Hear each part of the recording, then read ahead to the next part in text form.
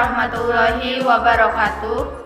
Perkenalkan, nama saya Alia Ita Malika. Nama saya Andini Maulida. Nama saya Puji Utami Sucianti. Kami dari kelas 12-2 akan mempresentasikan tugas biologi tentang hereditas pada manusia dengan topik thalassemia. Alia, apa sih pengertian thalassemia itu? Thalassemia merupakan kelainan darah yang disebabkan oleh faktor genetik sehingga mengakibatkan protein yang ada di dalam sel darah merah atau hemoglobin tidak berfungsi secara normal. Zat besi yang diperoleh tubuh dari makanan seharusnya digunakan untuk sumsum tulang untuk menghasilkan hemoglobin. Fungsi hemoglobin dalam sel darah merah sendiri sangat penting, yaitu mengantar oksigen dari paru-paru ke seluruh tubuh. Orang yang mengidap thalassemia memiliki sedikit kadar hemoglobin yang berfungsi dengan baik. Oleh karena itu, tingkat oksigen dalam tubuh pengidap pun ikut rendah. Berikut ini beberapa gejala yang dapat dialami jika tubuh kekurangan oksigen. 1. Mudah mengantuk. 2. Letih. 3. Pingsan. 4. Sulit bernapas. Apa aja sih Din faktor risiko thalassemia itu? Faktor resiko thalassemia merupakan penyakit keturunan. Oleh karena itu, faktor resiko utama dari masalah kesehatan ini adalah mutasi genetik yang diwariskan dalam keluarga. Seseorang bisa mengidap thalassemia jika salah satu atau kedua orang tua memiliki riwayat penyakit yang sama. Selain itu, ras dan etnis tertentu juga meningkatkan resiko penyakit ini. Misalnya, kelainan darah ini akan lebih umum dialami oleh orang-orang Asia, Mediterania, dan keturunan Afrika Amerika. Penyebab thalassemia itu apa? Penyebab thalassemia, mutasi yang terjadi pada DNA yang membuat hemoglobin pembawa oksigen ke seluruh tubuh merupakan penyebab seseorang bisa mengidap thalassemia. Penyakit ini terjadi akibat kelainan pada faktor genetik, tetapi penyebab pasti mutasi gen ini bisa terjadi belum diketahui. Risiko terkena komplikasi thalassemia juga bisa dikurangi dengan melakukan pemeriksaan kesehatan secara rutin. Beberapa kemungkinan komplikasi thalassemia yang bisa saja terjadi adalah hepatitis, osteoporosis, pubertas yang tertunda, dan gangguan pada ritme jantung. Bagaimana gejala thalassemia itu sih ya?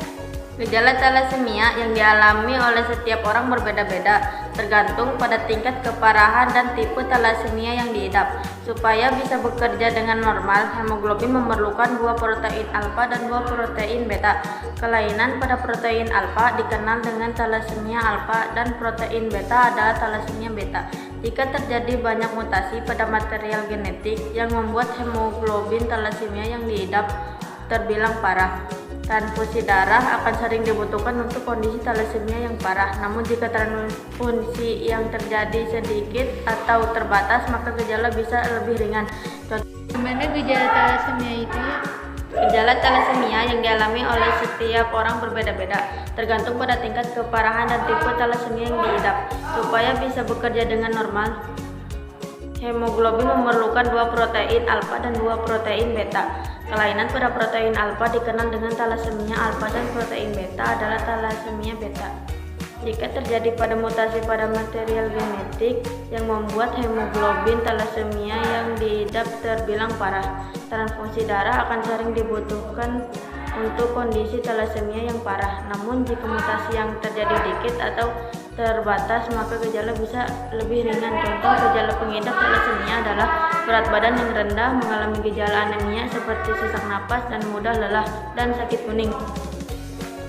Din, kamu tahu nggak sih ciri-cirinya apa aja? Ciri-ciri thalassemia: 1. Anemia. Hampir semua penderita kelainan sel darah ini menunjukkan ciri-ciri yang menyerupai anemia. Akan tetapi, dengan tingkat keparahan yang berbeda-beda, mulai dari ringan, sedang, hingga berat, anak-anak dengan kelainan berat biasanya akan menunjukkan gejala seperti: 1. Kulit dan wajah terlihat pucat. 2. Pusing atau sakit kepala. 3. Nafsu makan menurun. 4. Tubuh sering terasa lelah. 5. Sesak nafas. 6. Urin berwarna gelap. 7. Detak jantung tidak beraturan. 8. Kuku terlihat rapuh. 9. Peradangan atau sariawan di lidah. 2. Kelebihan zat besi. Tingginya kadar zat besi dalam tubuh dapat mempengaruhi kesehatan limpa, jantung, dan hati, serta menyebabkan munculnya gejala seperti berikut ini. 1. Kelelahan luar biasa. 2. Nyeri sendi. 3. Sakit perut. 4. Detak jantung tidak beraturan. 5. Kulit dan bagian putih bola mata menguning. 3. Masalah tulang. Ciri-ciri ini muncul akibat sumsum tulang yang berusaha memproduksi sel darah merah lebih banyak. Kondisi ini menyebabkan beberapa penderita kelainan sel darah ini memiliki bentuk tulang yang tidak biasa, terutama di bagian tulang wajah dan tengkorak. Produksi sumsum tulang yang berlebih juga berpengaruh pada kekuatan tulang yang menyebabkan rapuh dan mudah patah.